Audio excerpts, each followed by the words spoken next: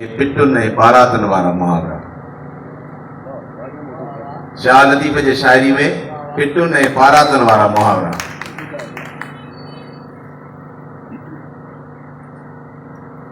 जॾहिं अल्लाह ताला हीअ ख़ूबसूरत ऐं हसीन कायनात जोड़ी ऐं मुंहिंजो अशरफुल मखलूक़ात जे रुतबे हेठि आदम जी तख़लीक़ कयाई त हीअ कायनात मुकमिल थी वई।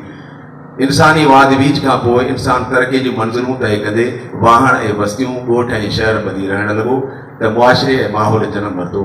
ॾाढे जो हीणे खे ज़ेर करण वारो सिलसिलो बि इंसान जे शऊर वारे दौर सां तालुक़ रखे थो, जेको अॼु ताईं हलंदो अचे थो।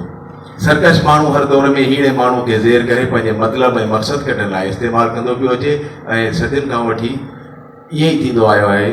ज़मीन खेड़ण खां फ़सुल खणण ताईं इंसान जा हक़ ग़सब थियनि था ऐं हुनजो समाजी ज़ाती ऐं अख़लाक़ी इस्तेहसाल थिए थो। हीणे कम ताक़त ऐं बेपहुच माण्हू वटि उन सां मुक़ाबले करण जी हिमत ऐं ज़रूरत नाहे, बटस हिकिड़ो ई हथियार आहे, पिट ऐं पारातो, जंहिंसां हू ग़ासिब खे कोसींदो आहे ऐं पंहिंजे दिलि जो बोझ हल्को कंदो आहे।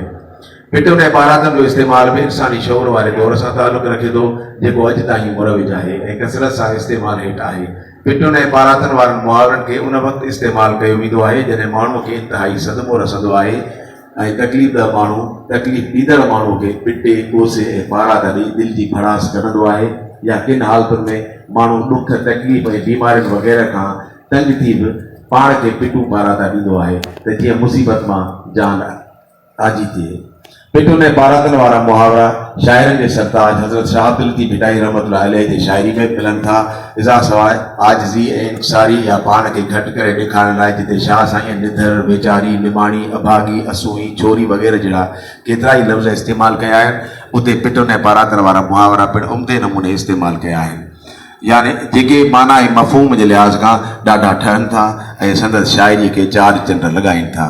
सुर कल्याण जे हिक बेत में शाह साहब मर्ज़ न सुञाणंदड़ वेजनि खे अंधो ऊंधो करे कोटे थो, छो त अणॼाण हकीमनि खे मर्ज़ मुताबिक़ ॼाण न हूंदी आहे ऐं आम चवणीअ मुताबिक़ त नीम हकीम ख़तरे जान हूंदा आहिनि, जेके इलाज त ठहियो पर रहंदो मरीज़ जो सिर खणण में का कसर न छॾींदा आहिनि। अहिड़ी ॻाल्हि जो ज़िक्र शाह साईं हिन तरह कयो आहे: अंधा ऊंधा वेज खल पुॼाड़िया खाईं, असां